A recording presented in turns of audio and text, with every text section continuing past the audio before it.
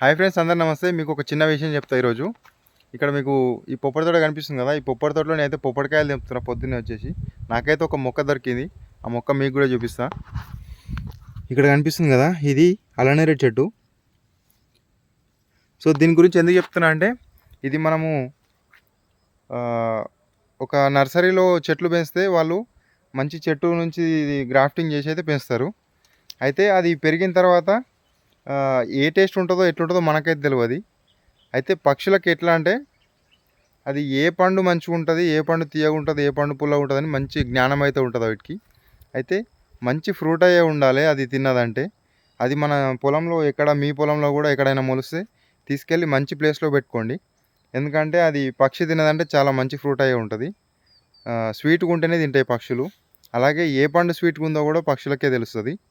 So video నచ్చితే like చేయండి. ఇలాంటి ఇన్ఫర్మేషన్ కోసం మన ఛానల్ సబ్స్క్రైబ్ చేయండి.